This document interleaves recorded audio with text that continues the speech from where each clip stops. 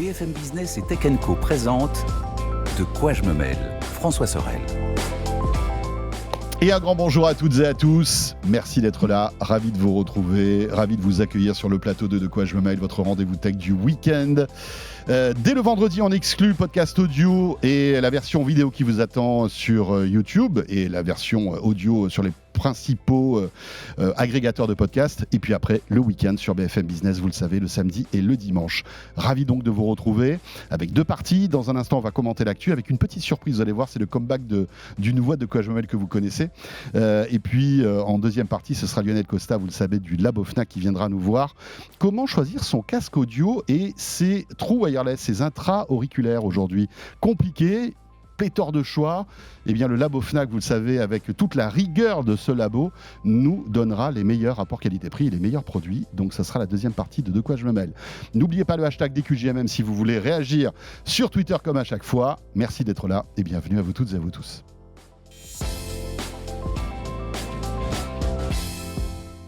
Et donc le club de la presse IT avec, mesdames, messieurs, roulement de tambour, brum, Anthony Morel. Bonjour. Anthony, tu nous as manqué ces dernières semaines. C'est vrai, vous m'avez manqué aussi. Ben oui, attends, alors même si on a un peu mangé des tapas à Barcelone, tu n'étais pas là, c'était embêtant. Vrai. Bah ouais, je vous avoue que je vous enviais un petit peu, mais ouais, j'ai pas de Mobile World Congress pour moi, je gardais la boutique. Mais oui, tu gardais la boutique à Paris, en tout cas on est ravis de te retrouver.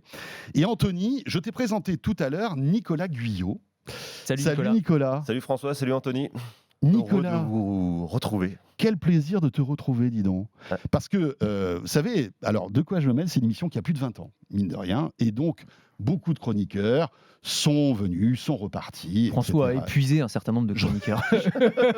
J'en ai épuisé quelqu'un, mais pas définitivement. Bah non, visiblement. Et c'est vrai que de temps en temps, vous réentendez la voix de Christophe Joly. Enfin, il y a Éric Le Bourlou qui revient de temps en temps dans De quoi je me mêle. Et là, j'accueille Nicolas Guyot et je suis persuadé que les plus fidèles d'entre vous vont reconnaître Nicolas qui, de 2007 à 2013, commentait l'actu dans De quoi je me mêle. Tout à fait. Voilà, à l'époque des RMC. Ouais, RMC, l'ordinateur individuel, micro-hebdo. Voilà, tu faisais partie de notre groupe. Voilà. Et écoute, on s'est croisés pour tout vous dire il n'y a pas longtemps. Et j'ai dit, mais attends Nicolas, reviens un peu dans De quoi je me mêle, ça va être cool de te retrouver. Bah oui. Et voilà, c'était un plaisir. En tout cas, rédacteur en chef de Club Geek aujourd'hui. Voilà. Tout à Club fait. Geek, qui est l'un des sites d'actu tech les plus visités en France. Hein, donc, et un des plus anciens aussi. Et un des plus anciens, voilà. Bon, en tout cas, ravi de te retrouver, Nicolas. Dans l'actu, on va parler de l'Apple Car dans un instant. On va parler aussi d'une intelligence artificielle qui fait des chansons. Et Anthony s'est amusé à créer un peu des chansons à l'hymne de quoi je me mêle. Oui, à la gloire de François et de quoi je me mêle. J'adore, voilà. Ça me fait plaisir. Mais bien sûr. Vous allez voir, c'est cool.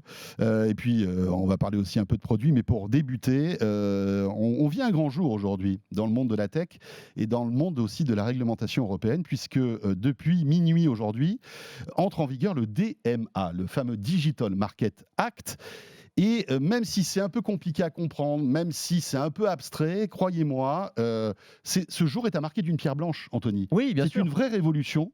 En fait, le truc, c'est que tu as raison de dire que c'est abstrait parce que c'est une réglementation européenne. Voilà, si tu te plonges dans les méandres du texte, c'est assez complexe, mais en fait, ça va avoir des conséquences très concrètes sur tous les services numériques qu'on utilise au quotidien. Donc, en gros, le principe et la philosophie de base du DMA, c'est de dire aujourd'hui, on a des GAFA, en gros c'est eux qui sont ciblés, ce qu'ils appellent des gatekeepers. Donc, c'est des groupes qui sont tellement gros, tellement puissants, tellement importants, qu'ils verrouillent complètement leur écosystème. Bien sûr. Ce qui vampirisent en fait tout le reste. C'est ça. Et du coup, ça empêche l'innovation, ça empêche les consommateurs d'avoir un choix libre et éclairé. Donc il faut casser tout ça. Il faut casser ces écosystèmes, que ce soit chez Apple, que ce soit chez Google, chez Meta, Amazon, Microsoft. Et il y a un Chinois pour faire bonne mesure, c'est ByteDance, donc la maison mère de TikTok. Donc ça, c'est la philosophie de base.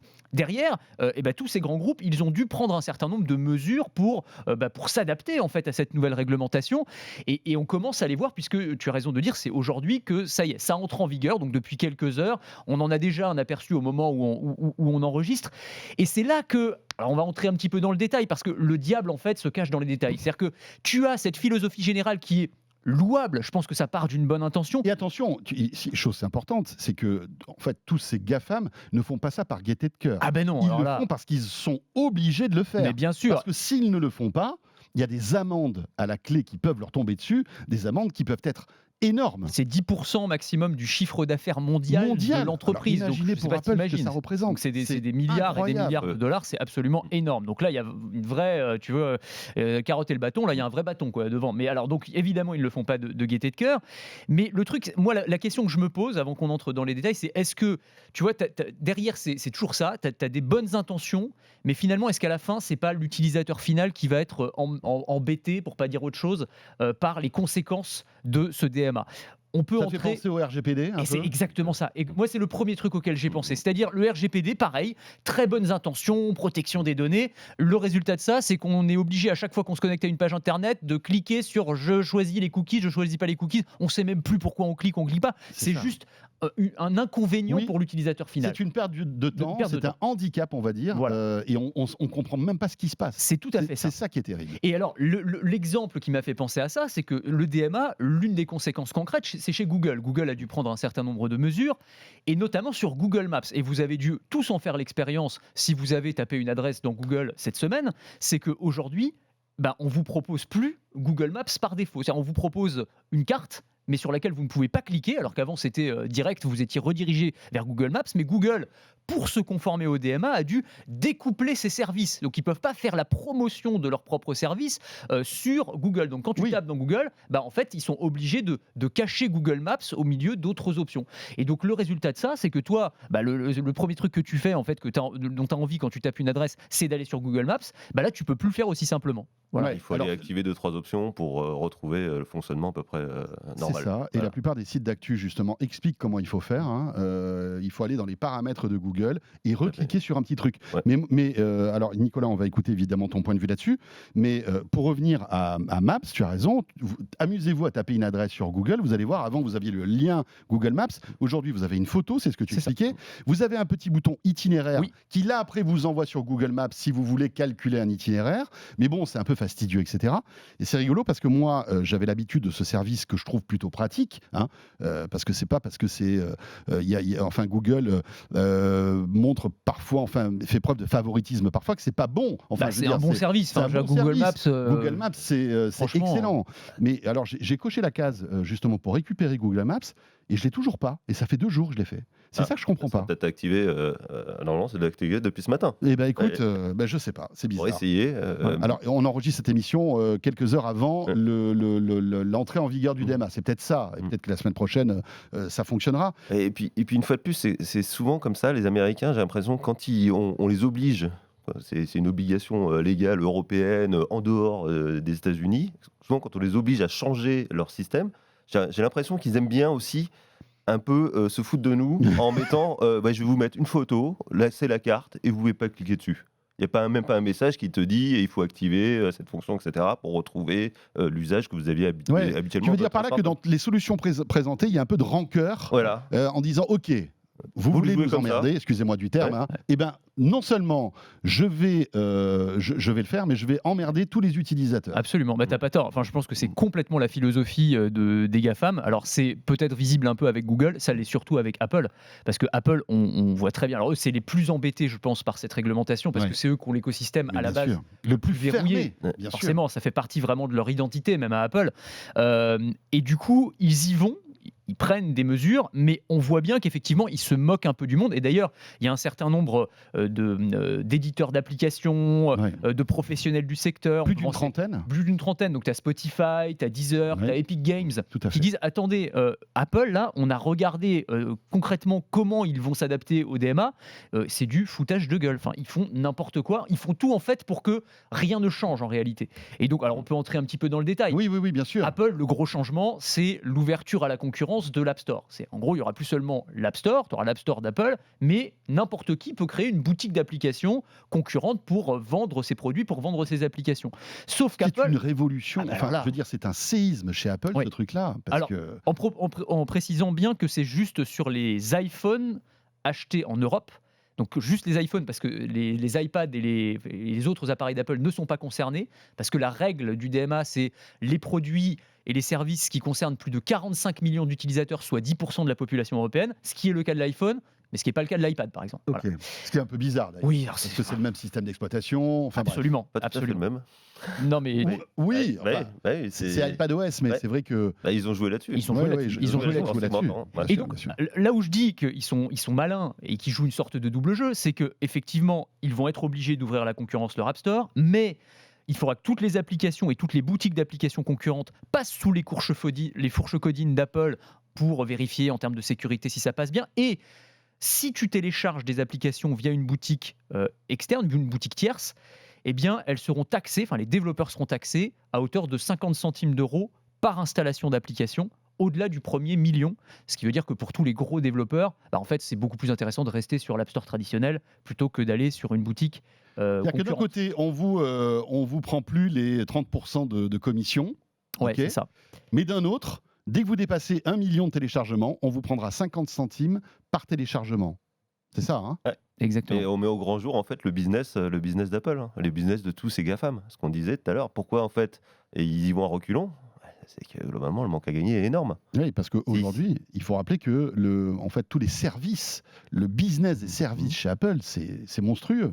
C'est considérable. C'est la vache à lait, hein. Absolument. Voilà. Non, mais c'est quand même assez intéressant. Et d'ailleurs, alors ce qui est marrant aussi, c'est qu'Apple joue sur le côté, Oui, oui, j'allais oui. dire, essaye de quasiment Joue un peu instrumentaliser. sur la psychose, Bah oui, hein, c'est ça. et sur la peur. Sur la peur et de ses utilisateurs. Ils ont publié, alors je ne sais pas qui est allé le lire, à part peut-être les journalistes tech, moi j'ai regardé un peu évidemment, mais ils ont publié un petit bouquin, un petit booklet, là, je ne sais pas comment dire, un livret, voilà, c'est le mot en français, d'une 30aine de pages à destination des utilisateurs qui explique les changements avec le DMA, opérés avec le DMA. Et Ça va être l'argument... intéressant quand même. Mais c'est intéressant. Quand on se plonge là-dedans. En fait, c'est intéressant sur le ton qui est utilisé, et si tu veux, l'argument qui revient vraiment en filigrane tout au long du texte, c'est de dire ok, on se conforme aux nouvelles règles. En revanche, ça se fera au détriment de la sécurité des utilisateurs. Voilà. Donc ok, on va s'ouvrir, il n'y a pas de problème, on obéit à l'Europe, mais sachez que forcément, vous vos allez être iPhones, perdants. vous allez être perdants. Vous allez être perdants. Et ils publient même, alors c'est génial, tu as une quinzaine de mails envoyés par des utilisateurs, alors je ne sais pas si c'est des vrais ou des faux, mais Ouais, envoyés j'ai vu ça. à Tim Mais Cook. c'est presque ridicule. C'est quand même. assez risible, franchement. tu vois, où les gens disent oh là là, mais Ah Tim, oui, oui. c'est tellement bien l'écosystème fermé, au Oui, moins on que est en se sécurité, passe-t-il, que se etc. passe-t-il, tu vois. Bon, On dirait les faux avis sur Amazon. c'est trop tu ça, sais. vraiment, c'est exactement ça. C'est J'imagine exactement ça. Tim Cook avec ChatGPT. Allez, ok. Ouais. Fais-moi 15 avis négatifs concernant le DMA. C'est trop ça. C'est vraiment ça. Mais bon, c'est malin. Après, en on même est temps. mauvaise langue, c'est peut-être vrai, mais bon, ça veut pas Bah, dire après, grand-chose. alors, Quoi. c'est un vrai argument, c'est l'argument de la sécurité. On a vu d'ailleurs qu'il y a un certain nombre d'institutions européennes là cette semaine qui se sont plaintes en disant non mais le DMA c'est bien gentil, mais en fait nous on préfère l'écosystème fermé d'Apple parce que en termes de sécurité c'est plus sûr pour nous, tu vois, pour je sais pas les fonctionnaires, pour les gens qui sont amenés à traiter de sujets sensibles, etc. Donc ouais, c'est compliqué en fait. Enfin, c'est un vrai argument et Apple a bien compris et le manie avec un petit peu de cynisme évidemment, c'est logique. Ouais, ce serait intéressant, c'est d'avoir le nombre de courriers qui ont été envoyés, savoir pourquoi on peut pas faire d'achat in-app depuis son iPhone. Par exemple. Ça serait très intéressant d'avoir ça, un peu le ouais. quota. Ils n'ont pas été Voir. publiés ceux-là. Non, bizarrement, je pense que le leaflet, il est pas assez grand pour. Ouais. Voilà. Ce qui est intéressant, c'est qu'ils n'ont pas communiqué les commentaires des gens qui disaient youpi, c'est une bonne nouvelle. C'est ça, exactement. Non, mais absolument. Non, Voilà, mais bon, après, c'est la communication d'Apple qui est ce qu'elle est.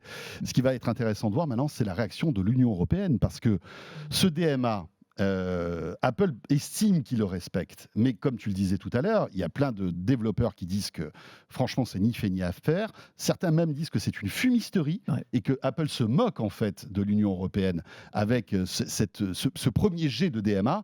Ça va être intéressant de voir comment l'Europe réagit à tout ça. Et surtout que l'Europe a plutôt la main lourde en ce moment. C'est-à-dire que vraiment sur les GAFAM, là, ils les ont dans le Apple, viseur. Là, c'est chaud. Bah, t'as vu l'amende qu'ils se sont pris cette 1,8, semaine, là, ouais, 1,8 milliard d'euros pour. Alors, c'était sur un sujet un petit peu différent, mais c'était sur Oui, Apple c'était sur Music. Spotify, bien sûr. Mais on n'était pas loin. Hein. Bah, on n'était Finalement, pas loin. On n'était pas loin. On parce n'était pas que loin. c'était, en fait, Spotify se plaignait de l'hégémonie d'Apple Music sur les devices Apple. Exactement. Finalement. Ouais, alors là, moi, je modérais un peu plus mes propos là-dessus. Et sincèrement, Spotify, c'est un monstre par rapport à Apple Music.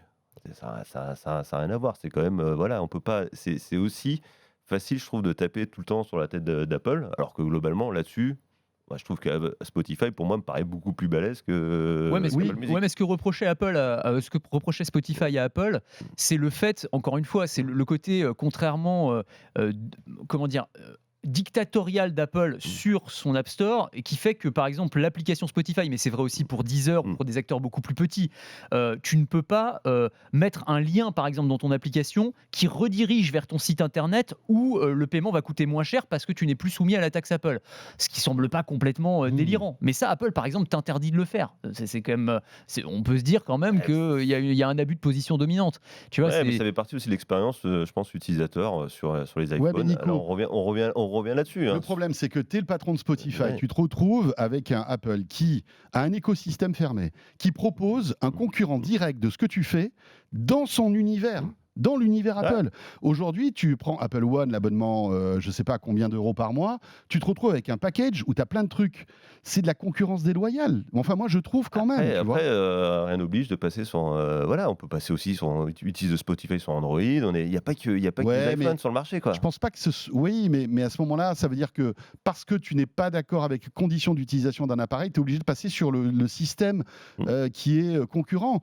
Pourquoi pas, mais ça fait partie de l'expérience et de l'innovation pour moi aussi. Le fait que globalement, alors moi je suis plutôt pro Android, mais à un moment je comprends qu'il y ait des gens qui aiment bien avoir un système fermé, pas de problème. Effectivement, je clique sur une application, je pars pas autre part, etc. Comme je peux sous Android, effectivement. Mais là, ils le font pas pour des questions de sécurité, ils le font vraiment pour des raisons financières. Le fait de pas te laisser aller. Non, mais c'est l'ensemble, toi. C'est que c'est comme à une époque avec les navigateurs sur Windows, sauf que je trouve ça plus audible pour Apple que pour un Microsoft ou un Google. La plateforme est censée être ouverte. Bon, en tout cas, on va voir ce qui va se passer. Je pense que le plus important là-dedans, c'est de voir ce que vont gagner les utilisateurs. C'est ça. C'est plus flou, je trouve, mais ça va être intéressant de voir, parce que évidemment, là, on est à l'an 1 de ce DMA. Ça va prendre sans doute des mois, voire des années avant qu'on arrive à un équilibre. Mais en tous les cas, journée à marquer d'une pierre blanche, on est d'accord. Il y a des petites choses nouvelles aussi qu'on n'a pas citées, mais tu as par exemple le choix du navigateur sur l'iPhone qui va arriver. Tu as l'ouverture de la puce NFC pour le paiement. Donc on va pouvoir voir peut-être des services concurrents d'Apple Pay, moteur de recherche. Donc il y a des choses intéressantes. Voilà. Mais tu as raison de dire, Windows se met aussi à jour, Windows va être à jour, tous nos services, tout le monde y a droit. Tous nos logiciels vont être... L'interopérabilité entre WhatsApp, Messenger. Alors là, c'est à l'heure où on enregistre, c'est pas encore le cas, mais ça devrait arriver aussi. Intéressant à observer. De toute façon, on va... Ce qui va être intéressant là-dessus, c'est l'effet boule de neige. Parce que là, on parle de... C'est une loi qui s'adresse aux Européens et pour le marché européen, mais ce qui va être assez intéressant, c'est voir d'autres pays qui vont dire attendez, vous êtes capable de faire ça en Europe, pourquoi vous ne faites pas ça chez nous ? Comme le RGPD, qui avait inspiré d'autres pays. Ça va être intéressant de voir les États-Unis, justement. Absolument. Qui sont assez protecteurs en termes de leur business, mais ça va être intéressant de voir tout ça. Bon, le DMA, si vous voulez en savoir plus, évidemment, vous pouvez écouter Anthony tous les matins. Club X, j'imagine que vous en parlez aussi, bien sûr. Et sur la plateforme Tech & Co, bien sûr, le soir, dans Tech & Co, la quotidienne, que j'ai le plaisir de présenter sur BFM Business. On en parle tous les jours, on essaie de décrypter, de vous faire comprendre tout ça. Tiens, encore une petite info Apple, étonnante, c'est la fin de l'histoire concernant le projet Apple Car, Anthony. Ça fait 10 ans qu'on évoquait ce vieux serpent de mer avec des rebondissements. Et bien là, ça y est, Tim Cook a signé la fin de la récré. Il n'y aura pas de voiture Apple. A signé l'arrêt de mort de l'Apple Car, du projet Titan. C'était le projet en interne dont on parlait depuis très longtemps. Alors, je ne sais pas si c'est si étonnant que ça, parce que depuis longtemps, on disait quand même que ça déclinait. C'est-à-dire que les ambitions d'Apple avaient été quand même largement revues à la baisse. Et c'était un peu le problème, c'est-à-dire qu'ils sont partis sur un projet très ambitieux, peut-être trop ambitieux. C'était ça un peu le truc. Enfin, c'est ce dont on se rend compte à travers. Alors, c'est les infos de Mark Gurman de Bloomberg, toujours très bien informé, qui explique qu'effectivement, Apple était parti bille en tête sur l'idée de faire un truc mieux que Tesla et donc d'avoir une voiture complètement autonome de niveau 5, donc sans pédale ni volant, un truc vraiment ultra sophistiqué. Et ils se sont rendus compte très vite que, c'était excessivement compliqué à concevoir en termes de recherche et développement, que ça coûtait des milliards de dollars, et que fabriquer des voitures, construire des voitures, c'est un métier, quoi. Constructeur automobile, on ne s'improvise pas. Tout Apple qu'il soit, avec tous les moyens qu'ils ont, et les moyens qu'ils ont de débaucher des gens chez Porsche, à la NASA, tout ce que tu veux, même comme ça, en fait, c'est un métier qui est compliqué. On le voit avec Tesla. Hein. On le voit avec Tesla. A galéré pendant des années avant d'arriver à une espèce d'équilibre industriel pour fabriquer ses voitures. Évidemment. Alors, ils ont essayé de s'allier à des partenaires industriels. On avait parlé de Hyundai à un moment, puis ça s'était pas fait. Il y aurait pu avoir Foxconn aussi qui fait des voitures et ça aurait été un match assez intéressant puisqu'ils font déjà les iPhones. Donc, bon, pourquoi pas. Je pense qu'ils ont aussi réfléchi en termes financiers. Ils voient que les marges sur l'automobile, c'est que dalle, alors que sur les iPhones, ils se gavent. Donc, ils auraient tort de se priver. Enfin, c'est peut-être se compliquer la tâche que d'aller vers la voiture. Une voiture, c'est au minimum pour Apple $100 000.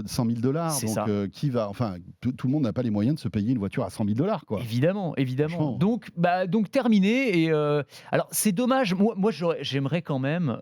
Tu vois, on voit plein de designs qui ont été imaginés par des fans. On n'a eu absolument aucune image parce que Apple n'a jamais communiqué publiquement, ne serait-ce que sur le mot Apple Car ou sur l'idée qu'ils travailleraient sur une voiture. J'espère qu'un jour, des historiens de la tech pourront fouiller dans les archives d'Apple ultra secrètes et nous montrer dans les vieux tiroirs d'Apple. Parce que j'aimerais quand même bien voir à quoi ça ressemble un concept de voiture designé par Apple. Voilà, juste pour ça. Mais d'ailleurs, je pense que c'est aussi leur problème, c'est qu'ils n'ont vraiment pas communiqué pendant ces 10 dernières années. Est-ce que on n'a rien vu? Donc en fait, il n'y a pas eu d'effet teasing, il n'y a pas eu d'effet... voilà. Ce que c'est faire Elon Musk. Les Cybertruck, on l'a vu récemment, on l'a vu en fuite, photo, concept, etc. Là, Apple, rien.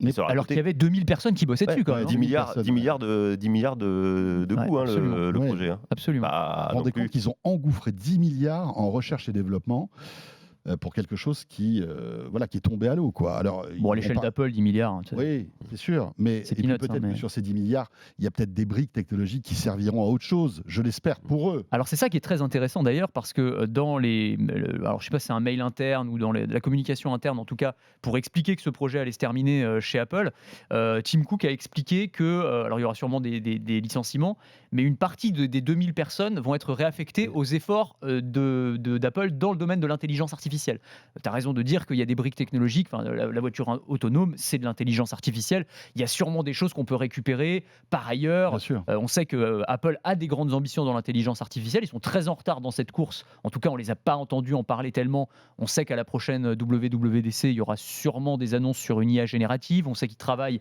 sur un moteur interne, un moteur de langage qui s'appelle Ajax en interne. Enfin, ils font pas mal d'expérimentations. Donc probablement qu'on va récupérer certaines de ces briques technologiques. Mais c'est vrai que je trouve que quand on prend un peu de recul, qu'on prend du champ, on se rend compte que c'est pas le meilleur moment pour Apple. Cette amende d'1,8 milliard, le DMA qui leur tombe dessus, l'arrêt de l'Apple Car. La Chine, je ne sais pas si vous avez suivi aussi, ils vendent beaucoup moins d'iPhone en Chine numéro 2, que précédemment. Voilà, c'est Vivo qui est passé numéro 1. C'est Vivo, ouais. C'est dingue. Voilà. Donc il y a alors c'est pas grave, mais il y a plein de petits trucs qui font qu'en ce moment, chez Apple, c'est pas la fête, quoi. Ça craquelle un petit peu dans tous les sens. Après, je me souviens de leur dernier, je mets la casquette BFM Business 2 secondes, mais leur dernier résultat financier qui était quand même stratosphérique. Non, mais évidemment. Tu vois, je pense que il y a tout. Tu vois, l'Apple Car, très bien, mais ça reste une petite parenthèse. Faut se souvenir quand même. Enfin, faut avoir en tête les ordres de grandeur. Apple, c'est un groupe qui est gigantesque, qui vaut plusieurs milliers de dollars. C'est des milliers de milliards de dollars. Tu vois, c'est vraiment un truc de fou. C'est incroyable. Et puis c'est un bon signal quand même de dire alors. Il y en a qui vont être déçus qu'il n'y ait pas de voiture Apple, mais d'un côté, c'est que Tim Cook siffle la fin de la récré en disant 10 milliards, les gars, vous n'avez rien sorti, on va se concentrer sur l'IA qui est aujourd'hui. Peut-être se concentrer un peu plus sur le Vision Pro qui vient de sortir. Enfin voilà, alors il ne faut pas mettre ses œufs dans le même panier, mais il ne faut pas aussi en mettre partout, quoi. Non, c'est vrai. Mais c'est vrai qu'on attendait Apple quand même sur des nouveaux projets innovants. Il y avait le Vision Pro. L'autre truc excitant, c'était effectivement cette histoire de voiture. Celui-là, c'est dans le fossé. Fini. Voilà, on enchaîne avec un autre sujet. Tu parlais d'IA justement, parce que c'est vrai qu'Apple, et c'est aussi un autre problème pour Apple, qui est en retard sur l'intelligence artificielle. Et à côté de ça, il y a des petites boîtes qui font des trucs incroyables, notamment Suno, qui mêle intelligence artificielle et chant. C'est ça.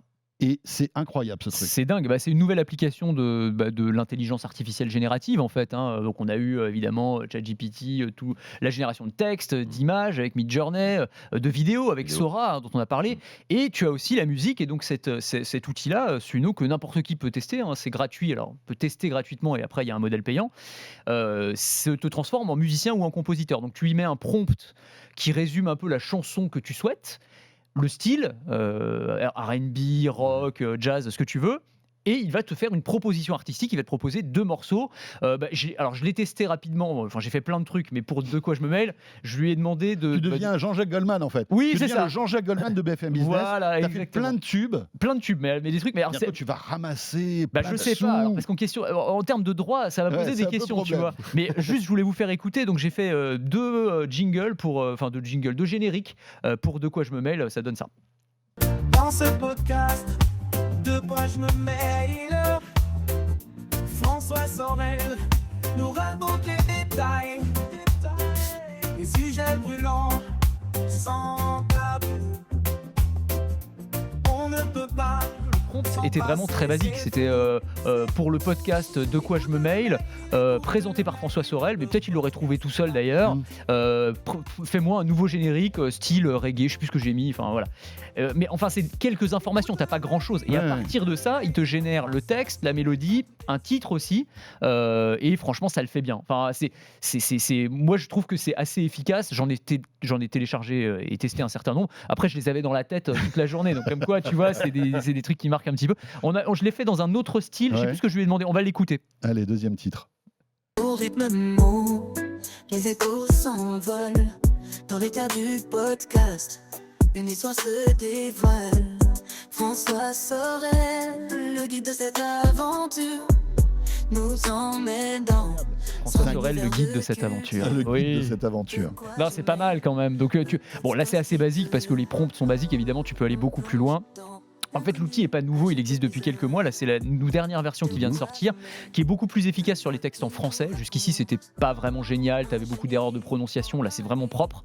Et aussi sur la partie instrumentale, c'est beaucoup plus réussi. Je dois dire que le résultat, moi, je le trouve assez spectaculaire. Après, ça ouvre encore une fois des perspectives. Sur l'industrie musicale, moi, je pense à tous ceux tous les compositeurs qui bossent sur de la musique de pub, musique événementielle, pour des documentaires. Là, tu te dis, ça va être chaud. Qu'est-ce que tu veux faire Pour de la musique, on va dire, j'allais dire d'ascenseur, c'est pas péjoratif, mais de la musique d'illustration. Exactement. Ça peut. ça peut. Mais comme les images d'illustration. Mais aussi, tout à fait. En fait. C'est le même. C'est exactement le même schéma. Tout ce qui a, on va dire, à basse valeur ajoutée en termes de musique ou d'image. Qu'est-ce que tu en penses, Nico ? Bah ouais, après le problème ça va être toujours la même chose, c'est d'où ils ont récupéré ces morceaux de musique, ces mélodies, etc. et tout, parce qu'il va y avoir une question aussi, comment on reverse les droits d'auteur à ceux qui ont inspiré cette IA, parce que cette IA n'a pas inventé tout ça d'elle-même. Hein. Elle est allée pomper un peu ce qui existe sur le marché. Donc, absolument. Ça, c'est complètement opaque pour l'instant. Et là, c'est complètement opaque. Et puis, mais c'est presque insoluble, finalement. Parce qu'une chanson comme ça, il y a peut-être 10... enfin, tu vois, il y a 10 inspirations de ce qui s'est passé, peut-être 1000 inspirations de mélodies. Comment veux-tu, après... rétribuer les auteurs de ce truc-là. C'est compliqué. Autant sur du texte, sur les contenus textuels, c'est plutôt facile, on peut vite rapprocher, etc. Vidéo, on pourra aussi, mais alors là, le son... ça va être chaud. Non, c'est très compliqué. Alors eux, ils ont essayé, parce qu'il y a un autre sujet, c'est tu as des IA, alors avec Suno, tu peux pas, justement, pour des questions de droit, mais d'autres le permettent, c'est demander d'écrire un morceau dans le style d'un artiste. Par exemple, écris-moi un inédit de, je sais pas quel chanteur, tu vois, de Nirvana. Et là, il refuse. Quand tu mets le nom d'un artiste, il te dit non, ça je peux pas, j'ai pas le droit de faire. Voilà. Ce qui limite un petit peu aussi, parce que sinon tu peux. Parce que tu avais eu, tu sais, il y a quelques mois, je sais pas, alors du coup, on n'a pas monté l'extrait, c'est dommage, mais tu avais eu ce faux duo entre Drake et The Weeknd. Ah non, il y a eu cette soirée-là aussi. Alors, moi j'étais sur un autre, mais effectivement, tu as dû voir ça. Drake et The Weeknd qui ont fait, l'IA en fait a fait des clones vocaux, a reproduit leur style, mais c'est incroyable. Non, mais c'est incroyable. C'est vraiment. Si tu le dis pas, c'est un faux. C'est impossible à dire. Mais amusez-vous à taper sur YouTube, je sais pas moi, votre chanteur préféré est IA, et vous allez voir, vous avez des trucs. Michael Jackson, c'est incroyable. Il va chanter des chansons de Queen, il va chanter des chansons de n'importe qui, en fait, de Taylor Swift, et c'est fou en fait. On arrive à faire des trucs aujourd'hui incroyables. T'as une très bonne chaîne YouTube qui s'appelle Johnny Hallyday IA Cover. où c'est un mec qui fait chanter à Johnny Hallyday tout et n'importe quoi, donc genre le générique des Pokémon, des trucs comme ça. C'est vraiment pas mal. Et Pokémon, ça doit être drôle. Attrapez-les tous. Allumez le Pokémon. C'est bien l'IA. Nico, on va parler maintenant un peu de tech, on va dire, et de produits, parce que c'est vrai que tu t'intéresses aussi à tout ça. Et tu voulais nous parler de télé, avec 2 technologies en fait de télé qui s'affrontent depuis des années. Est-ce que ça avance? Est-ce qu'il y a un gagnant en fait entre le mini LED et l'OLED qu'on a beaucoup vu au CES, hein, parce que, voilà. L'OLED, la techno chouchou des geeks et autres passionnés d'images, va mal. François, ça va très très mal. Ça va très très mal pour l'OLED. Ouais, ils ont perdu pas moins de 24% de part de marché l'année dernière. Tu veux dire que ma télé va tomber en panne? Non, elle va pas tomber en panne, mais ce qui se passe, c'est qu'en fait, les gens investissent plus aujourd'hui, achètent plus des téléviseurs mini LED que des téléviseurs OLED. Aujourd'hui, OLED, c'est 2,2% de part de marché. Et c'est un peu la cata pour. Alors, il n'y a pas 17 000 fabricants de dalles OLED. Tu as LG et Samsung notamment. Et en fait, ils sont tous en train de revoir leur stratégie parce que les Chinois arrivent avec les techno mini LED. Alors, les techno mini LED, c'est du LCD, sauf que c'est le rétroéclairage derrière qui est effectué par des mini LED. Et on a un panneau tellement énorme et tellement paramétrable que globalement, on arrive à des.